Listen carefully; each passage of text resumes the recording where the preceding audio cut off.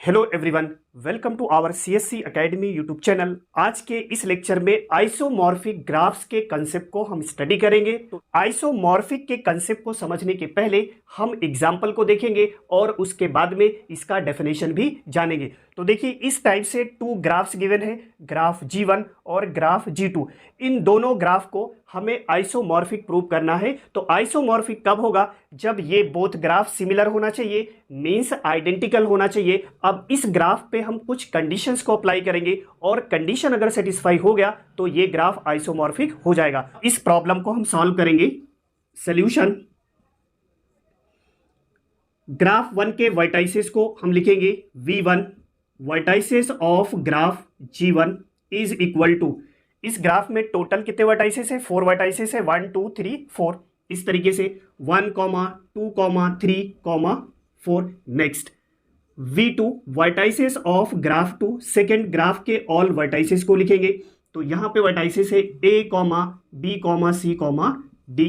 Next, graph में two types का elements present होता है। फर्स्ट टाइप के एलिमेंट को वर्टाइसेस कहा जाता है, सेकेंड टाइप के एलिमेंट को एजेस कहा जाता है। तो अब हम एजेस को रिप्रेजेंट करेंगे।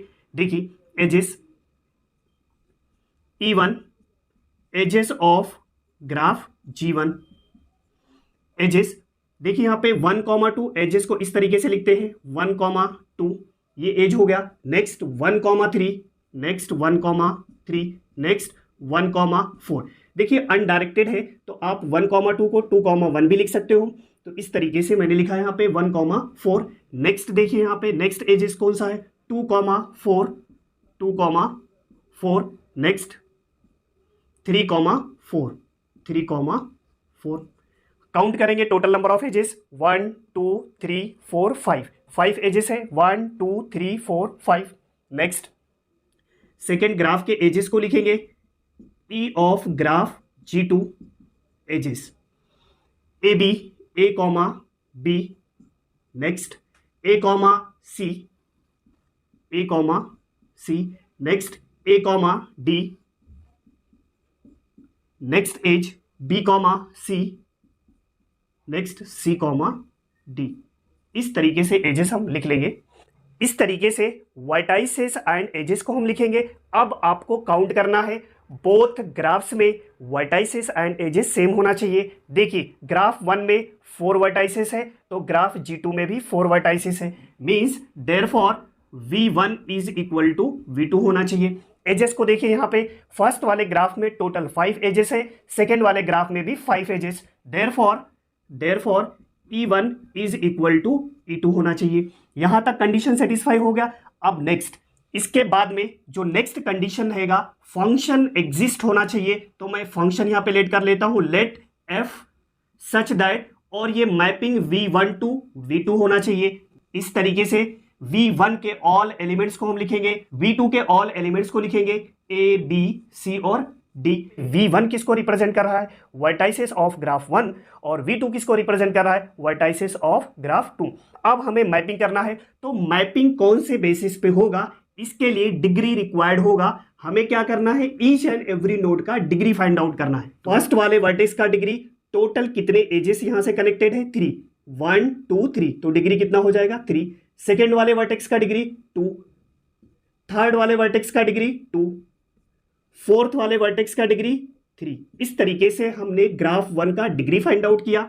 नेक्स्ट ग्राफ 2 के वर्टाइसेस का हम डिग्री फाइंड आउट करेंगे। A का डिग्री 3, नेक्स्ट B का डिग्री 2, C का डिग्री 3, D का डिग्री 2। इस तरीके से हम डिग्री फाइंड आउट करेंगे और सेम डिग्री वाले वर्टेक्स को मैप करेंगे। देखिए 1 वर्टेक्स का डिग्री कितना है? 3। अब सेकेंड ग्राफ में हमें 3 डिग्री वाले वर्टाइसेस को फाइंड आउट करना है। तो देखिए यहाँ पे A का 3 है और C का भी 3 है। आप किसी भी एलिमेंट को सेलेक्ट कर सकते हो, तो मैं A ले लेता हूँ। 1 को A से मैप करेंगे। नेक्स्ट सेकेंड वाले वर्टेक्स को देखिए, सेकेंड इसका डिग्री कितना है? 2 है, ये हो गया। अब नेक्स्ट देखिए 2 डिग्री फाइंड करना है, तो B एंड D बोथ का डिग्री सेम है, तो अल्फाबेटिक ऑर्डर में जो पहले आएगा उसको आप ले सकते हो। तो 2 को B से हम मैप करेंगे। नेक्स्ट 1 हो गया, 2 हो गया, 3 को देखिए इसका डिग्री 2 है और 2 डिग्री B वाला B कनेक्ट हो गया। देखिए 3 का डिग्री 2 है, 2 डिग्री वाले से कनेक्ट करेंगे D से, 3 को D से मैप करेंगे। देखिए फोर्थ को रिमेनिंग क्या है, सी से आपको मैप कर देना है। इस तरीके से मैपिंग होना चाहिए और हम यहाँ पे फंक्शन यूज करेंगे। देखिए f of 1 is equal to a, f of 1 is equal to a, ये फंक्शन है। f of 2 is equal to b। Next f of 3 is equal to d से मैप है। f of 4 is equal to, यहां पे कौन सा element है, c। तो इस तरीके से फंक्शन एग्जिस्ट होना चाहिए। और एक बात याद रखना है, ये जो फंक्शन है वो 1 1 एंड ऑन टू होना चाहिए। देखिए 1 1 का कंसेप्ट देखेंगे, डिफरेंट के लिए डिफरेंट एलिमेंट होना चाहिए, और ऑन टू का मतलब क्या है, ऑल एलिमेंट रिलेट होना चाहिए। V2 सेट का ऑल एलिमेंट V1 से रिलेट होना चाहिए, कोई भी एलिमेंट एम्प्टी नहीं होना चाहिए। Therefore f is 1 1 and onto, 1 1 and onto, ये कंडीशन होना चाहिए। फर्स्ट कंडीशन क्या हो गया, फंक्शन 1 1 एंड ऑन टू होना चाहिए। अब हम एजेस को चेक करेंगे, तो देखिए यहाँ पे ऑल्सो एज को हम चेक करेंगे। फर्स्ट एज, अब मुझे ग्राफ 1 से एजेस को सिलेक्ट करना है, तो फर्स्ट एज कौन सा है, 1 2 1 2 1 2, ये ग्राफ 1 का एज होना चाहिए। इंप्लाइज दैट फंक्शन अप्लाई करेंगे f of 1 f of 2, 1 and 2 है। देखिए यहां पे f ऑफ 1 का वैल्यू a, f ऑफ 2 का वैल्यू क्या आया, b। ये जो एज आएगा वो सेकेंड वाले ग्राफ का एज होना चाहिए। मैंने फर्स्ट वाले ग्राफ से एज लिया, फंक्शन अप्लाई किया, तो सेकेंड वाले ग्राफ में वो प्रेजेंट होना चाहिए, a, b। देखिए यहां पे प्रेजेंट है। नेक्स्ट वाले एज को कंसीडर करेंगे। नेक्स्ट एज देखिए यहां पे 1 3 belongs to E1, function apply करेंगे f of 1 f of 3 is equal to, f of 1 का वैल्यू a, f ऑफ 3 का value d।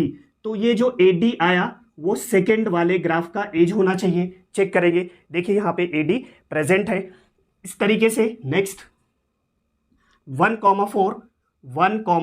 4 belongs to E1, implies that f of 1 f of 4 is equal to f of 1 a, f of 4 क्या है, c। AC as भी second वाले graph में present होना चाहिए। देखिए यहां पे AC भी प्रेजेंट है।